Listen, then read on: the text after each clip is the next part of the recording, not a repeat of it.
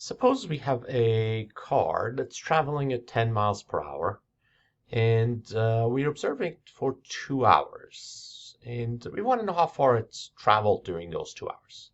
Well, that's a pretty basic questions to answer. If a car goes 10 miles per hour for 2 hours, that's going to be 2 times 10, 20 miles total.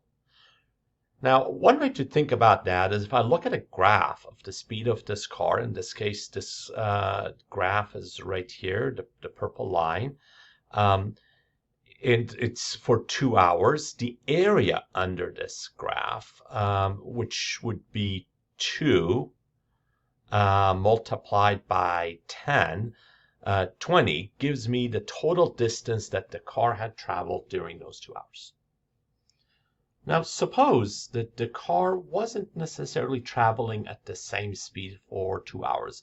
More realistically, a car wouldn't retain the same speed for the entire time, right? So if I go and now look at a car that travels at a different speed, this car was traveling at 5 miles per hour when I first observed it, and then it continued speeding up for the next 2 hours. At any given moment, it was going at a slightly different speed, right? So it was accelerating the entire time, all the way to 29 miles per hour after 2 hours. And we want to know what was the distance this car traveled during those 2 hours. Now, one way to do this is kind of approximated in a similar manner. I can try to look at the area under this graph. The area under the graph would multiply time by the speed, and rate times time would give me distance, right? So my x-axis is the time it's been traveling, and the y-axis in our case is the speed. And multiplying those two would give me the distance, right? So what I'm going to do is I'll look at a rectangle that would be under this graph. So let's consider this rectangle. Now, that rectangle clearly is underestimating the total distance that it was traveling, the car was traveling, because it's assuming that it was traveling at 5 miles per hour the entire time. Now, one thing we can do is maybe measure the speed more than just once. We know it was going 5 miles per hour, but maybe divide this into 2-hour intervals, right? So if I go and divide this into 2-hour intervals, in a way I'm saying, well, let's assume for the first hour it was going 5 miles per hour. Second hour it sped up and now was going at 11 miles per hour. And then add the two areas together, and now I get 16. And that's a little better than 10, because we clearly know it was going a lot more than 10 miles, had traveled a lot more than 10 miles. But notice, these two still underestimating the total area under this graph, which would be the distance. There's a blank spot here, and there's more of a blank spot there. So what I'm going to do is maybe divide this into, instead of 2 1-hour intervals, into 15-minute and half-an-hour intervals first. So I'm going to make this into 4 rectangles. So I'm checking the speed every half an hour. And now I get a total distance of 20.5. Again, that's still underestimating the total distance. I have blank areas here. Those are distances that are not included. And if I continue doing this and I get maybe more rectangles, which means I'm measuring my speed more often, what's going to happen is I'm going to get a better estimate to the total distance that this car has traveled. Now, the rectangles we've used in this case all had their top left corner on the graph. We call these a left end rectangle. So what we could have done instead is look at rectangles where the top right corner would be on the graph, or right end rectangle. So this is what I would get for this particular graph if I use the right end rectangles. And in this case, notice the rectangles actually overestimate. Because of the nature of a graph, when I use the right corners on the graph, the rectangles actually stick out above the graph.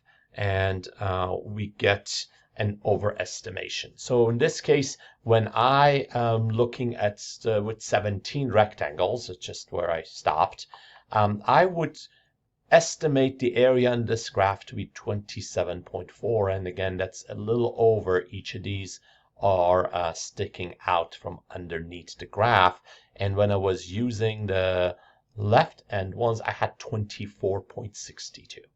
So the correct answer in this case is somewhere between 24.62 and 27.44. And now if I increase the number of rectangles that I have, and the more rectangles that I have, the better my approximation is. So let's say I go to 50 rectangles. I get an underestimation of 25.52. And if I use my overestimations, 26.48. So the correct answer is somewhere between these two. And the more rectangles I have, the better that approximation is going to get. So if I go all the way to 100 rectangles, I have 26.24 for the right hand rectangles in this case, or rectangles that are outside of my area, and 25.76 for the left end rectangles, or the underestimation. So the correct answer is somewhere between 25.76 and 26.24. Now the other option that we could use is not use left end rectangles or right end rectangles, but use rectangles where the midpoint is on the graph.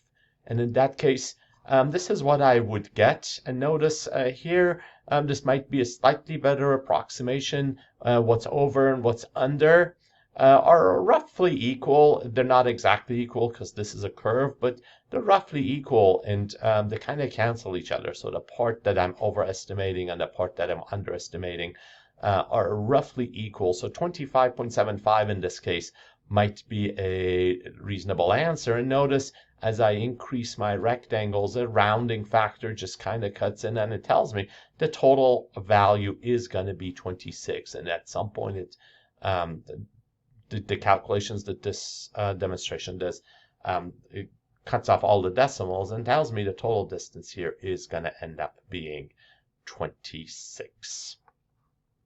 And that's what we call a Riemann sum, right? So when we kind of take a graph and look at the area of what's under it, and eventually we want to have an infinite number of rectangles whenever possible, is what we refer to as the Riemann sum calculation of the area.